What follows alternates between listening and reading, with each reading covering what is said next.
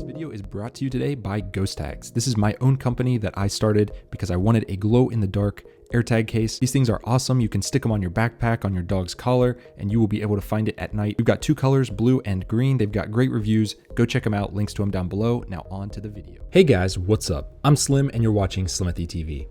All right, 2023 just started, so let's go ahead and show you guys what's on my iPhone for the start of this year. I'll probably update you midway through the year and at the end of the year, so make sure you subscribe, turn on notifications. Let's get into this.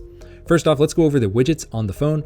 I've got a custom widget up at the very top, and that gives me the sunrise and sunset times. I really do like this widget, so I'll show you guys how to get that in a bit.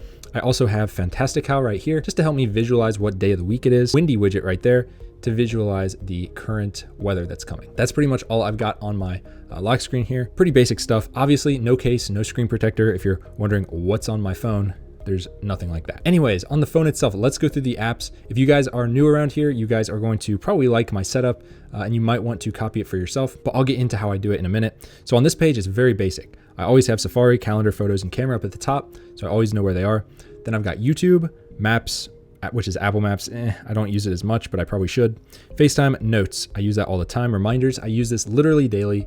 This is how you can keep your life in order. If you use reminders effectively, it is awesome. You don't need any third-party app like Things or one of those to-do lists. Just use reminders. It's awesome. It's very powerful too. I should do a whole video on it. Clock, contacts, settings, weather, health, and then in utilities, these are just Apple apps that I stick in there, stuff that I don't really use. Then calculator, Google Maps, Find My, which I use all the time, Scanner Pro, which is pretty good if you want to scan all of your receipts, put them in the cloud somewhere, maybe your own server. Great app to use.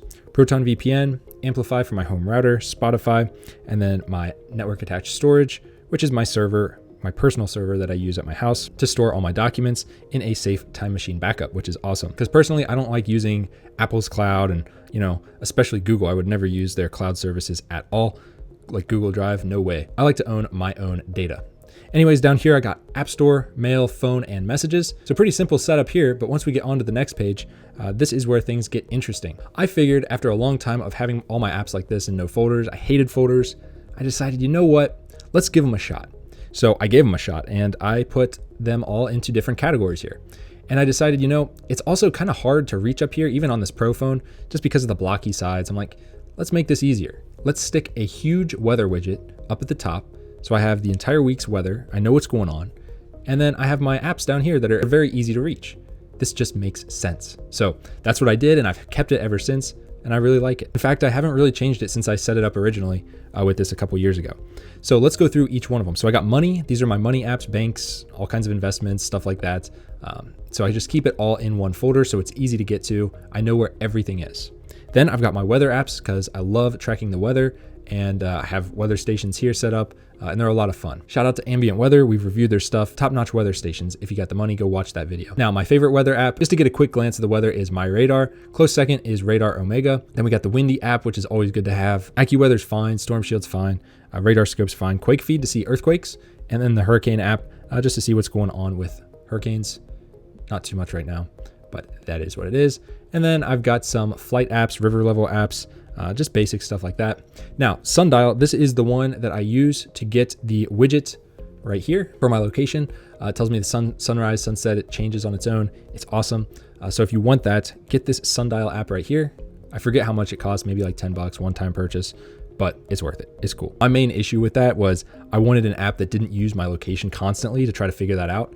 I wish I could just program my location in and it could just figure it out. So this is a pretty good workaround. It does that for the most part. I have to open it like once a month to get my location, but I don't keep anything using my location in the background, not even the weather app. All right, next up we have shopping. So all of the different shopping apps, lumped them all into here. So here they all are. You guys can pause and read them if you want. Chrono24 is great if you like watches. Chick-fil-A, of course. But yeah, just some basic shopping apps. Gotta have Airbnb, JetBlue, Ryu Hotels. All right, next up we have the social folder here, and that's obviously what I put in it. Discord, Instagram, Session, stuff like that. It all lives here. So that is the social folder, and it seems to work pretty well. Keeps it all in one spot. Then I've got utilities. Now this is kind of a catch-all because I got so many things that could be considered utilities. This has so many pages. It's the least organized of any of these, to be honest. If you guys want to pause any of this, there's so many different apps in here. But a couple that I will mention are Stop the Madness and Noir. So those are for Safari, and this one is dark mode basically. It makes all the pages in Safari dark. It's cool. Stop the Madness blocks pretty much everything, like all ads, and you can customize all kinds of things. You can stop different redirects. It's really awesome. I highly recommend it. It's worth the price. I also recommend baking soda and vinegar. If you watch a lot of YouTube videos, it takes the ads away from those and makes the player a little bit better in Safari. Now, it does not mess with the YouTube app. So if you use the YouTube app, you're screwed. You can't get around those ads. Yeah, then I've got some drone apps, some Tide apps, V1 driver for my radar detector in my car. Yeah, that's about it. I also use Lockdown. I keep that on 24/7. Blocks different trackers in the background on your entire phone, which is great. I think I've blocked, let's see how many I've blocked. I have blocked 1.14 million trackers all time. So far this week, 11,000. There's a lot in here. I also use AdBlock Pro and AdGuard Pro. Sensor Push is great. If you buy their little sensors, we did a whole review, a whole video on Sensor Push. Go check it out. Basically, you can put these little sensors all around your house or in your humidor, in your gun safe, whatever you have, and it can alert you if the temperature gets too high or just basic stuff like that. It's really cool. And of course, I use 1Password for all my password management, Proton Mail for email. Games, I don't have much. I pretty much only play Brawl Stars and disc driving still. Over the past 15 years, I've been playing disc driving. But yeah, that's pretty much all I got on here. Brawl Stars is pretty much all I play daily. Then I've got plane apps because I love tracking planes. So I've got all these different apps: Flight Radar 24, OpenADSB, Plane Finder, FlightAware, Radar Box. These are all awesome. Flighty is great. If you take a lot of trips, this is the best one to have. It gives you live alerts in your dynamic island. When a plane is going to depart, it tells you what gate to go to. I've used it before multiple times. It's awesome. And yeah, just a few other plane apps there. Then I've got Telegram, which I keep on its own because me and my fiance use that to talk quite a bit. We also use iMessage and a few other apps. Then on the last page, this is stuff that I haven't gotten around to move yet. So I need to move all of these somewhere. Quick Scan I've been trying out instead of Scanner Pro, just to see if it's better. VSync for an air purifier, Words with Friends too. American Airlines, obviously. Ling, which is an app we just reviewed. Go check it out. It's a language app. Turbulence Meter. GoPro Quick for the GoPro that I just bought. I plan to film some flights with that, so that'll be pretty cool. Skyglass, which is also another aviation app to track flights, but it's super cool. It's like 3-dimensional. You guys should go check that one out. We have a video on Skyglass, actually, too. VinWiki, just trying that out. And then Think Dirty, which is an app to find cleaner alternatives to soaps and stuff like that.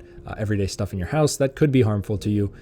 So I use that to find cleaner alternatives that are safer. So that's all I've got on my phone right now. If you guys want to see in-depth reviews of anything in particular, drop a comment down below. I've got lots of knowledge on this. I just don't make videos on it all the time, but I've tried so many tens and tens of thousands of apps on the App Store, and I've distilled it to just these to use on a relatively daily basis. So check them out, guys. If you like the video, hit it with a big thumbs up and subscribe, and I will see you guys in the next one. Peace.